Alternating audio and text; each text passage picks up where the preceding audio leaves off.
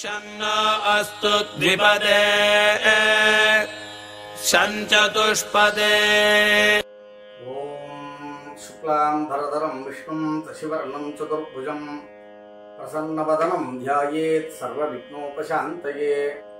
गुरुर्ब्रह्मा गुरुर्विष्णु गुरुर्देवो महेश्वरः गुरुर्साक्षात् परब्रह्म तस्मै श्री गुरवे नमः। यशिवो नाम रूपाभ्यां या देवी सर्वमंगला तयोः संस्मरणात् पुंसां सर्वतो जयमंगलम्। आदित्याय च सोमाय मंगलाय बुधाय च गुरुशुक्रशनिभ्यश्च राघवे केतवे नमः। स्थिरेश्च श्रियमवाप्नोति वारात् आयुष्यवर्धनम्। नक्षत्रात् हरते पापं योगात् रोगनिवारणम्। करणात् कार्यसिद्धिः स्यात् பஞ்சாங்க பலமுத்தமம். நண்பர்கள் அனைவருக்கும் விஜய் சர்மாவின் பணிவான வணக்கங்கள். அற்புதமான ஒரு திருநாளாக நம்முடைய இந்த தமிழ் வருட பிறப்பு திருநாளானது நமக்கு அமைந்துள்ளது இறைவனின் கருணையினாலே. நம்முடைய பஞ்சாங்க படனம் என்பது, பஞ்சாங்க வருஷம் என்பது தலைமுறை தலைமுறைகளாக ஆண்டாண்டுகளாக மகரிஷிகளின் காலம் தொட்டாக பலவிதமான மகரிஷிகளால் ஏற்படுத்தப்பட்ட கணிதத்தின்படி, வானியல் சாஸ்திரத்தின்படி இது ஏற்பட்டுள்ளது. இதில் பிரபவ விபவ என்று தொடங்கி ஏறக்குறைய 60 வருடங்கள் நமக்கு நம்முடைய பெரியவர்கள் அருளியுள்ளார்கள். இதில் நாம் இன்று முதலாக, அதாவது 14/4/2025 திங்கட்கிழமை முதலாக ஒரு அற்புதமான விஸ்வாவசு வருடம் என்று கூறக்கூடியதான தமிழ் வருட பிறப்பில் நாம் அடியெடுத்து வைக்கின்றோம். இந்த விஸ்வாவசு வருடம் என்பது விஸ்வத்திற்கே வசுவாக, வசு என்றால் தனம் என்று அர்த்தம், மகாலட்சுமி என்று அர்த்தம். விஸ்வம் என்றால் உலகம் என்று அர்த்தம். ஆக விஸ்வத்திற்கே உலகத்திற்கே தனங்களை கொடுக்கக்கூடிய ஒரு வருடமாக இந்த விஸ்வாவசு வருடம் அமையும் என்று நம்முடைய முன்னோர்கள் இந்த விஸ்வாவசு வருடத்தில் ஏற்படக்கூடிய கிரக கால வர்த்தமானங்களை வைத்து அருளியுள்ளார்கள். இதில் பரமபுருஷனானவன் இந்த உலகத்தினை சிருஷ்டி செய்து கொண்டிருக்கின்றான். சிருஷ்டி, ஸ்திதி, சம்ஹாரம் போன்றதான 5 விதமான லீலைகளை உடையவனாக இறைவன் விளங்குகின்றான். அதில் இந்த உலகத்தினை படைத்த முதலாக முதல் வருடம் என்று வைத்துக் கொண்டோமேயானால் 4 விதமான யுகங்கள். அந்த 4 விதமான யுகங்களில் தற்பொழுது கலியுகமானது நடைபெற்று கொண்டிருக்கின்றது. இந்த கலியுகத்திலேயுமே தற்பொழுது சாலிவாகன சகாப்தம் என்று கூறக்கூடியதான சாலிவாகன மன்னன், சாலிவாகனன் என்னும் மன்னன் ஆண்டதன் முதலாக இதில் பார்த்தோம்னா நிறைய கணக்குகள் இருக்கு, பலவிதமான கணக்குகள் இருக்கு. அதுல இப்பொழுது நாம் ஏற்றுக்கொண்டுள்ளது இந்த சாலிவாகனன் என்னும் மன்னன் ஆண்டதான இந்த காலத்தினையே நாம் ஏற்றுக்கொண்டுள்ளோம். இந்த சாலிவாகன சகாப்தத்தில் தற்பொழுது இந்த கலியுகத்தில் இந்த விஸ்வாவசு வருடமானது நமக்கு இன்று முதல் பிறக்கின்றது. இந்த விஸ்வாவசு வருடத்தில் நாம் என்னென்ன செய்ய வேண்டும்? முதல் நாளில் நம்முடைய முன்னோர்கள் பலவிதமான வழிபாடுகளையும், பலவிதமான விரதங்களையும், பலவிதமான தானங்களையும், பலவிதமான பூஜைகளையும் நமக்கு இந்த விஸ்வாவசு தமிழ் வருட பிறப்பென்று கூறியுள்ளார்கள். அதெல்லாம் ஒருபுறம் இருக்கட்டும். ஆனால் இந்த முதல் விரதம் என்பது, இந்த பஞ்சாங்க படனம் என்பது மிகவும் மிக மிக அவசியமான ஒரு விஷயமாக கூறியுள்ளார்கள். பார்க்கலாம், நாம் கேள்விப்படலாம். காலம் தொற்றே தமிழ் வருட பிறப்பன்று அங்கங்கு இருக்கக்கூடியதான ஆலயங்களிலும் அங்கங்கு இருக்கக்கூடியதான சபைகளிலும் பஞ்சாங்க படன வைபவம் என்பதை வைத்திருப்பார்கள். இதில் என்ன கூறுவார்கள்?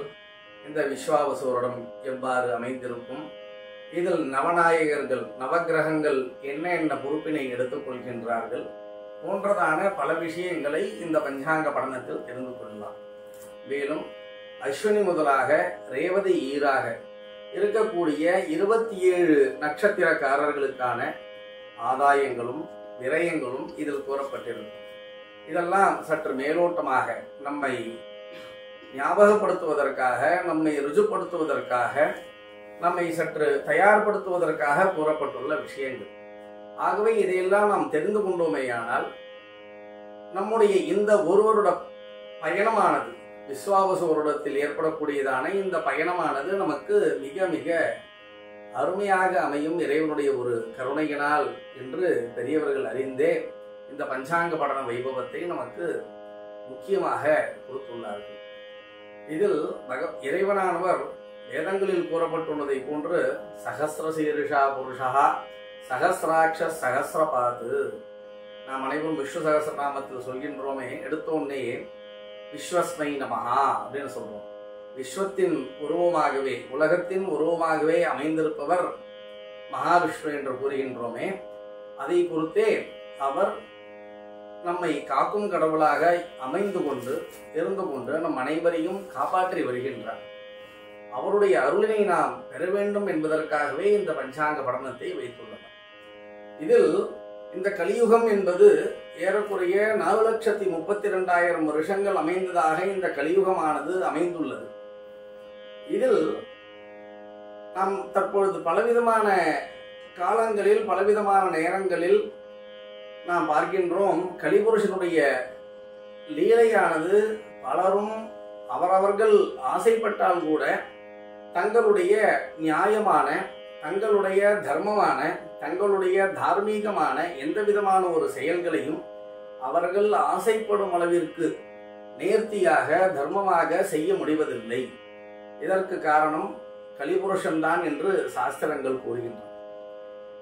அவ்வாறு இருக்க இந்த கலியுகமானது எத்தனை வருடங்கள் காலக்கணக்கில் பார்த்தோமேயானால் 4,32,000 வருஷங்கள் இந்த கலியுகமானது. அதில் இந்த விஸ்வாவசு வருடம் என்பது 5126வது வருடமாக, நன்றாக கவனித்துக் கொள்ளுங்கள், 5126வது வருடமாக வருகின்றது. இன்னும் கலியுகம் செல்ல வேண்டியது கிட்டத்தட்ட 4,27,000 வருடங்கள் செல்ல வேண்டியது பாக்கி உள்ளது. இதிலேயே நாம் இவ்வளவு சிரமங்கள் பட்டோமேயானால் பின்வரும் காலங்களில் நம்முடைய சந்ததிகள் எவ்வாறெல்லாம் கஷ்டப்படுவார்கள். ஆகவே நாம் இந்த கலிபுருஷனை எதிர்த்து நன்மைகளை பல புரிந்து விடாது இறைவனை வணங்கி நம்முடைய மார்க்கந்தனில், நம்முடைய பிரயாண வழிதனில், நம்முடைய சனாதனமான இந்த இந்து தர்மத்தின் வழிதனில் நாம் இருந்து இறைவனை வழிபட்டாலே மட்டுமே நம்முடைய பிற்கால சந்ததியானது எல்லா விதமான ஒரு நன்மைகளையும் அடைய முடியும் என்பது சாஸ்திரத்தின் சின்னம்.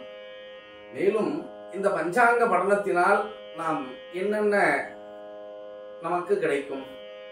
ஆரம்பத்திலேயே கூறினோமே, தேஷ்ட ஸ்ரீயமவாப்னோதி, இன்று என்ன திதி என்று நாம் தெரிந்து கொண்டோமேயானால் அதன் மூலமாக மகாலட்சுமியின் கிருபையானது, தனமானது, ஐஸ்வர்யமானது, இன்னைக்கு கருத்துல எழுதுக்கிறோம் அப்படின்னாலே இன்னைக்கு என்ன திதி அப்படின்னு தெரிஞ்சுக்கணும்.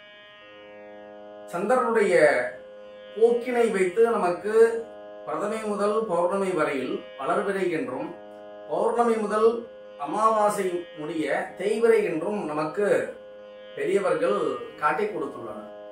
அதில் பிரதமை, துதியை, திருதியை, சதுர்த்தி, பஞ்சமி, ஷஷ்டி, சப்தமி, அஷ்டமி, நவமி, தசமி, ஏகாதசி, துவாதசி, திரையோதசி, சதுர்தசி என்பதான பௌர்ணமி அல்லது அமாவாசை என்று கூறுவதான திதிகள் அமைகின்றன.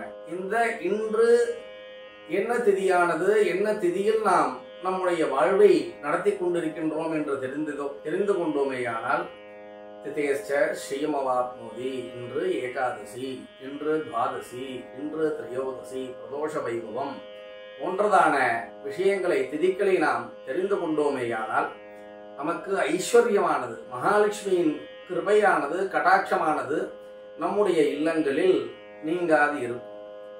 வாராது ஆயுஷ்ய வர்தனம். இன்று என்ன வாரம்? திங்கள்கிழமை, செவ்வாய்க்கிழமை, புதன்கிழமை போன்றதான 7 கிழமைகள் உள்ளதே, அந்த கிழமைகளை நாம் தெரிந்து கொண்டோமேயானால் வாராது ஆயுஷ்யவர்தன், நம்முடைய ஆயுளானது வளருகின்றது. நம்ம இன்னைக்கு என்ன கிழமைன்னு நமக்கு தெரியாதா அப்படின்னு நம்ம நினைச்சுக்கலாம். திடீர்னு போய் ஒரு பெரியவங்கள்ட்ட கேட்டு பாருங்கோ, அப்படி இல்லாட்டின்னா சிறு குழந்தைகள்கிட்ட கேட்டு பாருங்கோ, அவளுக்கு ஞாபகம் இருக்காது. ஏன், நமக்கே பல நேரங்கள்ல ஒரு நாள்ல நமக்கே ஞாபகம் இருக்காது. ஆனால் நாம் அதை ஞாபகப்படுத்திக் கொண்டே இருக்க வேண்டும். இன்று புதன்கிழமையில் உள்ளோம், இன்று திங்கட்கிழமையில் உள்ளோம், வருடப்பிறப்பு என்பதை நாம் ஞாபகப்படுத்திக் கொண்டே இருக்க வேண்டும். அதனால் நமக்கு வாராது ஆயுஷ்யவர்தனம், ஆயுளானது அபிவிருத்தி ஆகும். நட்சத்திராது ஹரதே பாபம். இன்று என்ன நட்சத்திரம்? சந்திரன் எந்த நட்சத்திரத்தில் பிரயாணம் செய்கின்றான்? இன்று என்ன நட்சத்திரம் என்று தெரிந்து கொண்டோமேயானால் நாம் இதுவரும் செய்த பாபங்களிலிருந்து விடுபடுகின்றோம். நட்சத்திராது ஹரதே பாபம். அதற்கு மேலாக யோகம் என்று ஒன்று, கரணம் என்று ஒன்று. பஞ்சாங்கம் என்பதே 5 அங்கங்களை அடக்கியது. திதி, வார, நட்சத்திர, யோகம், கரணம். யோகங்களும் 27 யோகங்கள் அமைந்துள்ளன. இதில் எனக்கு சிவநாம யோகமா போன்றதான அந்த யோகங்களின் என்ன யோகம், என்ன யோகத்தில் இன்று நாம் இருக்கின்றோம் என்று தெரிந்து கொண்டோமேயானால் யோகாது ரோக நிவாரணம் என்று கூறுகின்றது. யோகத்தை தெரிந்து கொண்டோமேயானால் நம்முடைய ரோகமானது, பிணியானது நீங்குகின்றது. கரணாது காரிய சித்தியாது. கரணங்கள் 7. இந்த கரணங்களை இன்று தைத்துள கரணம், பத்ர கரணம் போன்றதான கரணங்கள். இந்த கரணங்களை நாம் தெரிந்து கொண்டோமேயானால் நமக்கு காரிய சித்தியானது நடைபெறும். ஆக காலையில் எழுந்தவுடனேயே இறைவனை படுக்கையில் இருந்தவாறே என்ன வேண்டும், ஸ்மரிக்க வேண்டும் என்று நம்முடைய சாஸ்திரங்கள் கூறுகின்றன. கர்த்தலை எழுந்தோடனே என்ன பண்ணணும்? இன்னைக்கு எடுத்து பார்த்தோம் அப்படின்னா தலைமாட்டிலேருந்து மொபைல் எடுத்து கையில் எடுத்து என்ன மெசேஜ் வந்திருக்குன்னு பார்த்தோம். அவ்வாறு செய்யக்கூடாது. எடுத்த உடனேயே கையை நன்றாக உள்ளங்கையை தேய்த்து கொண்டு கையை பார்த்து கராக்ரே வசதே லட்சுமி, கரமத்யேது சரஸ்வதி, கரமூலேது கோவிந்தா, பிரபாதே கரதர்சனம் இந்த ஸ்லோகங்களை சொல்லி நம்முடைய கையில் மகாலட்சுமியானவரும் மகா சரஸ்வதியானவரும் கோவிந்தனும் இருப்பதாக நம் நினைத்து தியானித்து நம்முடைய உள்ளங்கையில் அவர்களை ஆவாகித்து அவர்களை கண்டுதான் நாம் எழுந்திருக்க வேண்டும். அவ்வாறு அதை முடித்தவுடன் சமுத்திர வசனஸ்சைவ பர்வத ஸ்தனமண்டலே விஷ்ணுபத்னே க்ஷமஸ்வத்வம் பாதசாரம் க்ஷமஸ்வ என்று நாம் பூமி தேவியின் மேல்தானே நடக்கின்றோம். பூமாதேவியானவள் அவ்வாறு உண்மையில் நாங்கள் நடக்கின்றோம், உண்மையில் நாங்கள் பிரயாணப்படுகின்றோம், உண்மையில்தான் நாங்கள் எங்களுடைய வாழ்க்கையை நடத்துகின்றோம். ஆகவே எங்களை பொறுத்து கொண்டு அருள்வாகையாக என்று பூமாதேவியினை பிரார்த்தித்துக் கொண்டு நம்முடைய காலை கடன்களையும் முடித்து குளித்து இறைவன் திருமுன்பாக நின்று இன்று திதி என்ன, வாரம் என்ன, நட்சத்திரம் என்ன, யோகம் என்ன, கரணம் என்ன என்று நாம் இறைவன் திருமுன்பாக இருந்து நாம் இந்த பஞ்சாங்கத்தை படித்தோமேயானால், அதை நாம் ஞாபகம் வைத்துக் கொண்டோமேயானால் அதன் மூலமாக இறைவன் நமக்கு அனைத்து விதமான பலன்களையும் அருள்வான் என்பதே இந்த பஞ்சாங்க படனம் என்பது. இதில் இந்த தமிழ் வருட பிறப்பு என்று கூறுகின்றோம். இதில் நம்முடைய தமிழ்நாட்டில் விசேஷமாக சூரியனை முக்கியமாக கொண்டதான சூரியமானமாக சௌரமானம் என்று கூறுவார்கள். சூரியன் எவ்வாறு செல்கின்றான், எந்த ராசியில் செல்கின்றான், அதை வைத்து நம்முடைய தமிழ் மாதங்கள் கணக்கிடப்பட்டுள்ளன. இப்பொழுது சித்திரை மாதத்தில் நாம் இன்று பிரவேசிக்கின்றோம். மேஷ ராசி, மேஷ மாதம். மேஷ மாதத்தில் அஸ்வினி நட்சத்திரத்தில் இந்த சூரியனானவன் ஆகாயத்தில் வளிமண்டலத்தில் உள்ளே பிரவேசிக்கும் காலத்தில் இந்த மேஷ மாச பிறப்பு, சித்திரை மாத பிறப்பானது நமக்கு அமைகின்றது. ஆகவே இந்த சித்திரை மாதத்தில் நமக்கு நன்றாக தெரியும், இந்த சித்திரை மாதத்தில் மேஷ ராசியில் சூரியன் உள்ளே செல்கின்ற நேரத்தில் மாத பிறப்பு வருகின்றது. ஆனால் நன்றாக கவனியுங்கள், அதே சித்திரை மாதத்தில் சந்திரனானவன் முழு மதியுடன் கூடியிருக்கக்கூடிய சித்திரை நட்சத்திரத்தில் நாம் சித்திரா பௌர்ணமி என்று ஆக சூரியன் சந்திரன் 2 கிரகங்களையுமே நாம் நம்முடைய வாழ்க்கையை சிறப்பதற்காக இந்த மாதம் முழுவதும் நாம் போற்றி வழிபட்டு வணங்க வேண்டிய ஒரு அவசியம் நமக்கு நம்முடைய முன்னோர்கள் அமைத்து கொடுத்துள்ளார். ஆகவே இந்த பஞ்சாங்க படனத்தினை அனைவரும் தினந்தோறும் இறைவன் திருமுன்பாக நின்று, இன்னைக்கு எவ்வளவோ சௌரியம் வந்துருது, மொபைல்ல வந்துருது, கம்ப்யூட்டர்ல வந்துருது, எவ்வளவோ பெரியவர்கள் பஞ்சாங்கங்களை அவர்கள் தயார் செய்து அனுப்பி கொண்டுள்ளார்கள், வாட்ஸ்அப்ல வருது, இப்படி எல்லாம் எவ்வளவோ வருது. ஏதோ ஒரு விதத்துல நம்ம அன்னைக்கு என்ன அப்படிங்கறத நம்ம பார்த்துட்டோமே. ஆனால் நம்ம ஆபீஸ் போனோம்னா நம்ம கஷ்டப்பட வேண்டாம், நமக்கு ஏதாவது ஒரு வேலைகள் ஆகணும் அப்படின்னு நம்ம நினைச்சுட்டு இருந்தோம்னா இன்னைக்கு என்ன காரணம் அப்படிங்கறத நம்ம தெரிஞ்சுட்டு போனோம்னாலே நமக்கு அந்த வேலையானது நடக்க போறது, காரிய சித்தி செய்யாது. ஏதாவது ஒரு ஹாஸ்பிட்டல் போகணும் அப்படின்னா, பெரிய வியாதி ஒன்றும் சொல்லாம இருக்கணும் டாக்டர் அப்படின்னா, இன்னைக்கு என்ன யோகம்னு தெரிஞ்சுட்டோம்னா யோகாத்து ரோக நிவாரணம், ரோகமானது சென்றுவிடும். இதெல்லாம் இப்பொழுது நடக்கும். அன்றாடம் தினம்தோறும் நாம் செய்தோமேயானால், எப்பொழுதும் செய்தோமேயானால், 365 நாட்களும் நாம் செய்தோமேயானால் இந்த பலன்கள் எல்லாம் நமக்கு கிடைக்கும். அதுவும் நம்முடைய சிறு வயது முதலாக இவ்வாறான விஷயங்களை நாம் கடைபிடித்து வந்தோமேயானால் இந்த குழந்தைகளுக்கு பிற்காலத்தில் எந்த விதமான ஒரு சிரமங்களும் வராது என்று நம்முடைய பஞ்சாங்க படனத்தின் பஞ்சாங்கம் தினந்தோறும் பார்ப்பதின் அவசியத்தினை நம்முடைய முன்னோர்கள் நமக்கு கூறி சென்றுள்ளனர். அதெல்லாம் ஒரு பொழுது இருக்கட்டும். தற்பொழுது இன்று சித்திரை மாதம் 1ஆம் தேதி விஸ்வாவசு வருடம் நமக்கு அற்புதமான ஒரு நேரத்தில், அருமையான ஒரு திங்கட்கிழமையில், முழு மதிக்கு அதிபதியான சந்திரனின் வேளையில் பிரவேசிக்கின்றது, நடக்கின்றது இந்த சூரிய மேஷ சங்கிரமணம் என்று கூறக்கூடியதான விஸ்வாவசு தமிழ் வருட பிறப்பானது. இது பலவிதமான நம்முடைய ஸ்டேட் சொல்றோம் இல்லையோ, மாநிலங்களில் பல பல பெயர்களில் அனைத்து மாநிலங்களிலுமே கொண்டாடப்படக்கூடியதான ஒரு நிகழ்ச்சியாகவும் உள்ளது. நாம் தமிழர்கள் விசேஷமாக சௌரமானத்தின் அடிப்படையில் கொண்டாடுவதால் இதனை தமிழ் வருட பிறப்பு என்று நாம் கொண்டாடுகின்றோம். நண்பர்களே, நன்றாக நாம் புரிந்து கொள்ள வேண்டியது, இந்த வருடங்கள் அனைத்துமே நவகிரகங்கள் என்று கூறக்கூடியதான நவநாயகர்களின் முழுமையான பலத்தினால் ஆட்சி செய்யக்கூடிய ஒரு விஷயமாகும். இதில் இந்த விஸ்வாவசு வருடத்தில் நவகிரகங்கள் என்ன என்ன பொறுப்பினை எடுத்துக்கொள்கின்றன என்று பார்த்தோமேயானால், இந்த வருடத்தில் ராஜாவாக சூரிய பகவானானவர் அமைகின்றார். ஆரம்பத்திலேயே பார்த்தோமே, திங்கட்கிழமையில் பிறப்பதனால் அந்த மந்திரியான பொறுப்பினை சந்திர பகவானானவர் எடுத்துக்கொள்கின்றார். சேனாதிபதி ராஜா இருக்கின்றார், மந்திரி இருக்கின்றார். சேனை என்று கூறக்கூடியதான டிஃபென்ஸ், அந்த டிஃபென்ஸ் மினிஸ்டர் வேண்டுமே சேனாதிபதியாக சூரிய பகவானே அமைகின்றார். அர்க்காதிபதியாக சூரிய பகவானும், சஸ்யாதிபதி என்று கூறக்கூடியதான நம்முடைய விவசாய தொழில், அந்த சஸ்யங்களிற்கெல்லாம் அதிபதியாக குரு பகவான் என்று கூறக்கூடியதான வியாழன் பொறுப்பினை எடுத்துக் கொள்கின்றார். தானியங்களிற்கெல்லாம் அதிபதியாக விவசாயத்தினை அவர் பார்க்கின்றார். ஆனால் தானியங்கள் விளைவதை கவனித்துக் கொள்வது செவ்வாய் பகவான் ஆவார். மேலும் ரசாதிபதியாக சனி பகவானும், நீரசாதிபதியாக புத பகவானும், மேகங்களிற்கெல்லாம் அதிபதியாக சூரிய பகவானும், வருஷ தேவதையாக ஹிரண்ய கர்ப்பரும். இந்த வருஷத்திற்கு தேவதை என்ன பெயர் என்ன என்றால் ஹிரண்ய கர்ப்பர் என்கின்ற பெயரில் இந்த தேவதையானது நமக்கு அமைகின்றது.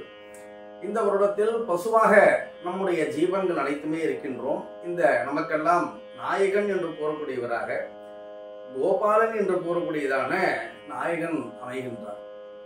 இந்த வருடத்தில் நவநாயகர்களை பார்ப்போம். எவ்வாறு மழை பெய்யும், எந்த அளவிற்கு மழை பெய்யும், அதை சற்று பஞ்சாங்கங்கள் கூறுகின்றன.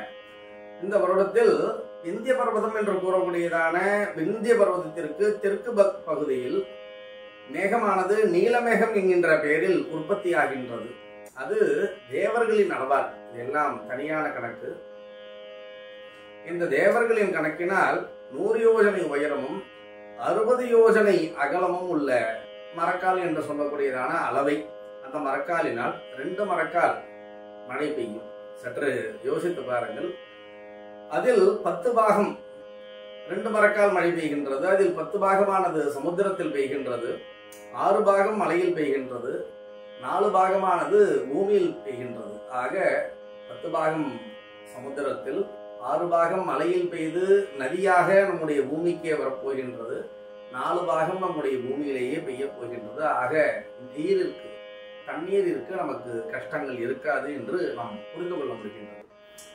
மேலும் இதெல்லாம் சாஸ்திரத்தில் தான் உள்ளதா, தமிழில் இல்லையா என்று கேட்டால், கோரக்கர் என்கின்ற சித்த புருஷரானவர், கோரக்க சித்தரானவர் 60 வருடத்திற்கும் இவ்வாறு ராஜா, மந்திரி, சேனாதிபதி, அர்க்காதிபதி, நீரசாதிபதி இவர்கள்லாம் இருக்கின்றார்களே, இந்த காலத்தில் எவ்வாறு நம்முடைய உலகமானது அமையும் என்பதை தமிழில் பாடல்களாக 60 வெண்பாவாக பாடியுள்ளார்.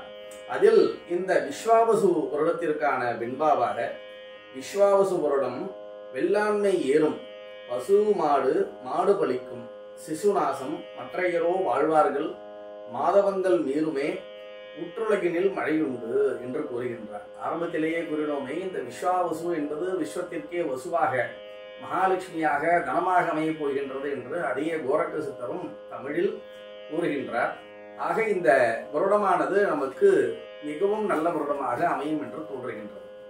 மேலும் ஒரு பஞ்சாங்கம் என்றால், அந்த பஞ்சாங்கத்தில் நாம் உலகத்தில் முக்கியமாக இந்த பார்க்க வேண்டியது, எல்லாரும் ராகு பெயர்ச்சி, கேது பெயர்ச்சி, குரு பெயர்ச்சி, சனி பெயர்ச்சியினை கவனித்துக் கொண்டிருக்கின்றார்கள். ஆனால் நம்முடைய வானியல் சாஸ்திரம், ஜோதிட சாஸ்திரமானது கிரகணங்களை முக்கியமாக உற்று நோக்க சொல்லியுள்ளது. அவ்வாறு இந்த கிரகணங்களில் இதில் நாம் தற்பொழுது கூறப்போவது, இந்தியாவில் எந்த அளவிற்கு கிரகணங்கள் தெரியும் என்பதை பற்றி கூறப்போகின்றோம். அதனால் மற்ற நாடுகளில் கிரகணங்கள் இல்லை என்று கிடையாது. சில கிரகணங்கள் மற்ற நாடுகளில் இருக்கு. அதாவது தற்போது போனதான குரோதி வருடத்தில் இந்தியாவில் கிரகணமே கிடையாது. மீதி உலகில் மீதி நாடுகளில் கிரகணங்கள் அமைந்தது. இது அவ்வப்பொழுது நாம் சரியாக பார்த்து கொள்ள வேண்டும். இந்த வருடத்தில் விஸ்வாவசு வருஷத்துல 2 சூரிய கிரகணம், அதாவது 21/9 செப்டம்பர் 21ஆம் தேதி அன்னைக்கும், அடுத்த வருடமானது பிப்ரவரி 17ஆம் தேதி 2026 அன்னைக்கும் 2 சூரிய கிரகணம் வருது. 2 சந்திர கிரகணம், 7/9 ஒரு சந்திர கிரகணமும், 7 செப்டம்பர் 2025 அன்று ஒரு சந்திர கிரகணமும், 3 மார்ச் 2026 ஒரு சந்திர கிரகணமும் இருக்க போகுது. இதுல இவைகளில் சூரிய கிரகணங்கள் இந்தியாவில் தெரியாது என்று தெளிவாக கூறிவிட்டார்கள். ஆக இந்த லாட்டிடியூட், லாங்கிடியூட் என்று கூறுகின்றோமே, இந்த இந்தியாவின் பூமத்திய ரேகையில் வெளியில் நடக்கப் போகின்றது. அதனால் இந்தியர்கள் இந்த கிரகணங்களை, சூரிய கிரகணங்களை கண்டு கவலைப்பட வேண்டாம்.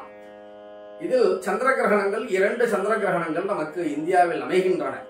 அதில் ஆவணி மாதம் 22ஆம் தேதி ஞாயிற்றுக்கிழமை, அதாவது 7 அல்லது 8 இரவு, 7ஆம் தேதி 8ஆம் தேதி இரவில், 8ஆம் தேதி விடிகாத்தாலையில செப்டம்பர் மாதம் 2025 அன்னைக்கு ஃபுல் கிரகணம் நமக்கு ஏற்பட போறது. அதை பத்தி நம்ம பின்னாடி பார்த்துக்கலாம். மேலும் அதே மாதிரி மாசி மாதம், அதாவது 3 மார்ச் 2026 அன்னைக்கு நமக்கு ஒரு சந்திர கிரகணம் ஏற்பட போகின்றது. அதை குறித்து நாம் அந்தந்த நேரத்தில் அறிவிப்பினை நாம் வெளியிடுகின்றோம். ஆக கிரகணங்களை கண்டு நாம் பயப்பட வேண்டாம். அந்தந்த சில நட்சத்திரக்காரர்கள் அவர்களுக்கான பரிகாரங்களை, எப்படி நமக்கு ஒரு உடம்புக்கு முடியல அப்படின்னா ஒரு மாத்திரையை போட்டு நம்ம சரி பண்ணிக்கிறோம், அதுக்காக நம்ம கவலைப்பட்டு அப்படியே இருக்கோமா? இருக்கிறது இல்லையே. அப்படி இருக்க சொல்றது கிடையாது நம்முடைய சனாதன தர்மம். ஆகவே நம்முடைய சனாதன தர்மத்தை நாம் ஏற்றுக்கொண்டுள்ளோமே என்றால், நாம் அதற்கான பரிகாரங்களை, அதற்கான தோஷ நிவர்த்திகளை நாம் அவ்வப்பொழுது நாம் சரிவர செய்தோமே ஆனால், அந்த தோஷங்களை கண்டு நாம் பயப்பட வேண்டும் என்கின்ற அவசியமே இல்லை. நண்பர்களே, நன்றாக கவனித்துக் கொள்ளுங்கள். நமக்கு அனைத்து விதமான சௌக்கியங்களும் கிடைக்கும், அனைத்து விதமான நன்மைகளும் கிடைக்கும், அனைத்து விதமான க்ஷேமங்களும் கிடைக்கும், அனைத்து விதமான ஐஸ்வர்யங்களும் கிடைக்கும். நாம் நம்முடைய கடமைகளை சரிவர செய்து வந்தோமே ஆனால் எந்த ஒரு விஷயத்தை கொண்டும் நாம் பயப்பட வேண்டும் என்கின்ற அவசியமே இல்லை. நண்பர்களே, எந்த அளவுக்கு நவநாயகர்கள் நமக்கு முக்கியமோ, நவகிரகங்கள் நமக்கு பஞ்சாங்கத்திற்கு முக்கியமோ, அதே போன்று இந்த சங்கராந்தி என்று சொல்லக்கூடியதான இந்த சூரியன் அஸ்வினி நட்சத்திரத்தில் மேசராசியில் உள்ளே பிரவேசிக்கும் காலத்தினை சங்கரமணம் என்று கூறுவார்கள். அவ்வாறு சூரியனானவர் இந்த வருடம் விஸ்வாவசு வருடத்தில் 13 ஏப்ரல் நடு இரவில் மேஷராசியில் பிரவேசிக்கின்றார். அதனால் என்ன பலன் என்றால், சுபிக்ஷமாக இருப்பீர்கள் என்று கூறியுள்ளது பஞ்சாங்கத்தில்.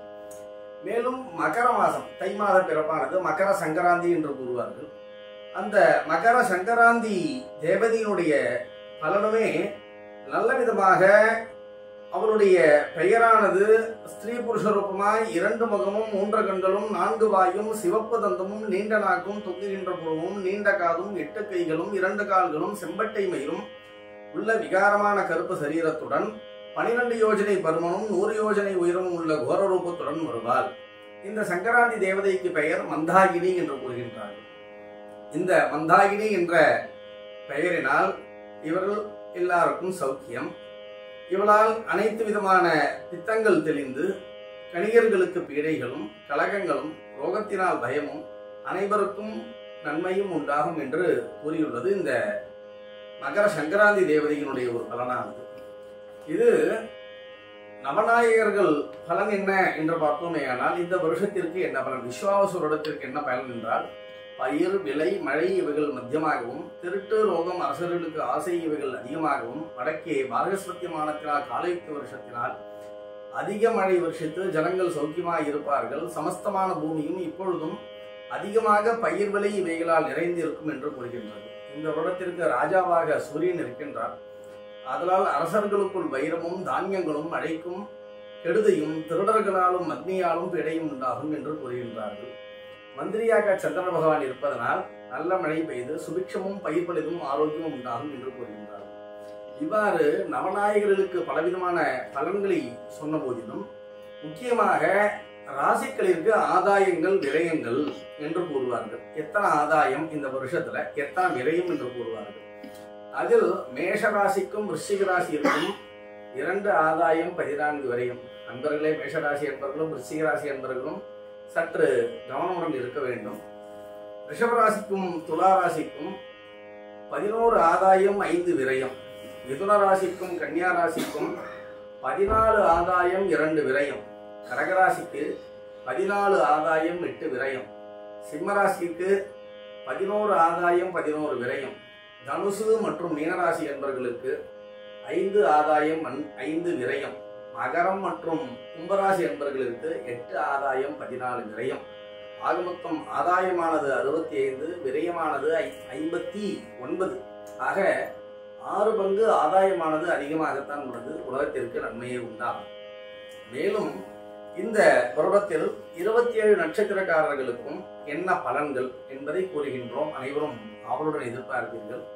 அஸ்வினி நட்சத்திரக்காரர்கள் ஸ்தான லாபம், ப்ரமோஷன்ஸ் கிடைக்கும். பரணி ஸ்தான லாபம், கார்த்திகை நட்சத்திரம் ஸ்தான லாபம், ரோகிணி நட்சத்திரம் ஸ்தான லாபம், மிருகசீரிஷ நட்சத்திரம் ஸ்தான லாபம், திருவாதிரை நட்சத்திரம் ஸ்தான லாபம், புனர்பூசம் நட்சத்திரம் ராஜகோபம், புஷ்ய நட்சத்திரம் பூச நட்சத்திரம் ராஜகோபம், ஆயில்யம் நட்சத்திரம் ராஜகோபம், மகம் நட்சத்திரம் ராஜ வெகுமானம் அவார்டு வாங்க போறோம்.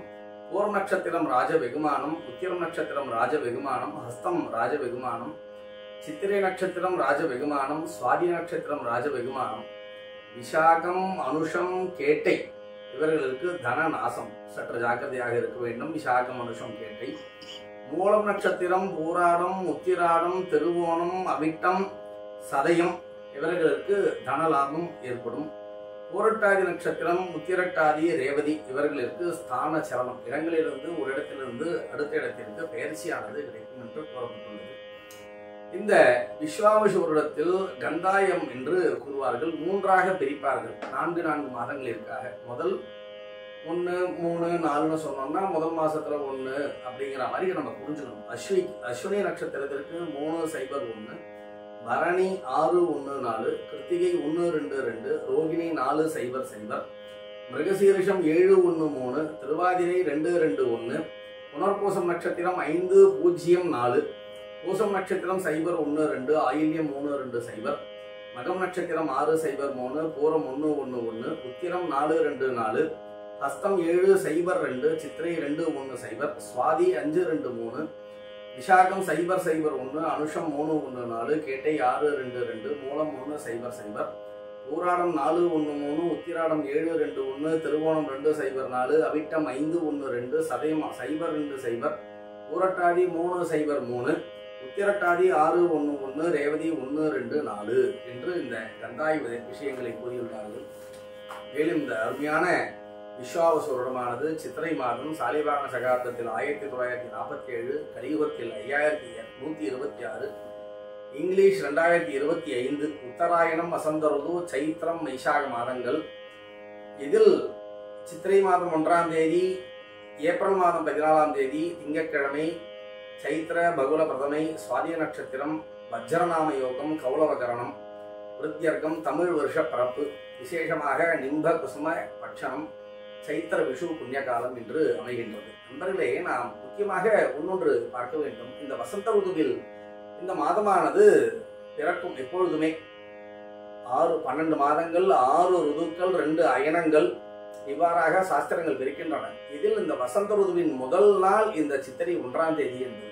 இதில் நிம்பகுசும பட்சணம் என்று கூறக்கூடியதான வேப்பிலை கட்டி என்று கூறுவார்கள். வேப்பம் கொழுந்தினை நாம் இறைவனுக்கு படைத்து அதன் மூலமாக அதையே பிரசாதமாக ஏற்று 6 விதமான ரசங்களும் பண்டங்களும் நம்முடைய உணவில் அன்று கலந்திட வேண்டியது மிகவும் முக்கியமான ஒரு விஷயமாக கூறியுள்ளது. அதுவும் வசந்த காலத்தில் முதல் தேதியிலேயே நாம் நிம்ப குசும பட்சணத்தை நாம் சாப்பிட்டோமேயானால், இறைவனிற்கு நைவேத்தியம் செய்து சாப்பிட்டோமேயானால், நமக்கு அந்த வருடம் பூராக ஏற்படக்கூடியதான ரோகபாதையானது நிவர்த்தியாகும் என்று நம்முடைய பெரியவர்கள் கணித்துள்ளனர். ஆகவே நண்பர்களே, இந்த விஸ்வாவசு வருட பஞ்சாங்க படனமானது இவ்வாறாக நிறைவடைகின்றது. இதில் சில நட்சத்திரக்காரர்களுக்கு ஆதாயங்களையும், சில நட்சத்திரக்காரர்களுக்கு விரயங்களையும், சில நேரங்களில் சில கிரகங்கள் நன்மையையும் சில கிரகங்கள் கெடுதியையும் செய்வதாக நம்முடைய பஞ்சாங்கங்கள் கணித்து கூறியுள்ளன. அதற்கு மேலாக முக்கியமாக நம்முடைய சனாதனமான நம்முடைய ஹிந்து தர்மத்தில், நம்முடைய கலாச்சாரத்தில் ஒன்று உண்டு, முயற்சி திருவினையாகும். என்றுமே நாம் நன்மையையே நினைத்திருந்தோமேயானால், நல்லதையே நினைத்திருந்தோமேயானால், நல்லவனாகவே இருந்தோமேயானால், நல்லவைகளையே செய்தோமேயானால், நல்லவைகளையே சிந்தித்தோமேயானால், நமக்கு நாள் என் செய்யும், வினைதான் என் செய்யும், எனை நாடி வந்த கோன் என் செய்யும், கொடுங்கூற்றின் செய்யும், குமரேசம் இருத்தாலும் சதங்கையும் என் முன்பு வந்து தோன்றிடவே என்று கூறுகின்றாரே அருணகிரிநாதர். இவ்வாறாக நம்முடைய வாழ்க்கையானது எந்த விதமான கிரகங்களின் பாதையிலும் மாட்டிக்கொள்ளாமல் அனைத்து விதமான நன்மையும் நமக்கு கிடைக்க வேண்டுமே என்றால் நாம் நல்லவனாக இருப்பது ஒன்றே வழி. அதற்கு ஒரு ஆடட் வேல்யூவாக நாம் ஆலயங்களிற்கு சென்று நாம் இறைவனை தொழுது வந்தோமேயானால் மேலும் மேலும் நமக்கு அனைத்து விதமான நல்லவைகள் மட்டுமே கிடைக்கும் என்று நம்முடைய சாஸ்திரங்களும் நம்முடைய பெரியோர்களும் கூறியுள்ளனர். ஆகவே நாம் நன்மையை செய்வோம், இறைவனை வணங்குவோம், பெரியவர்களை வணங்குவோம். மேலும் மேலும் இந்த விஸ்வாவசு வருடம் நம் அனைவருக்கும் நல்லவைகளையே அருளட்டும் என்று இறைவனை பிரார்த்தித்துக் கொண்டு அடியேன் விஜய் சர்மா தங்களிடமிருந்து விடைபெறுகின்றேன். மீண்டும் ஒரு அருமையான ஒரு பதிப்புடன் தங்களை சந்திக்கின்றோம். நன்றிகள், வணக்கம்.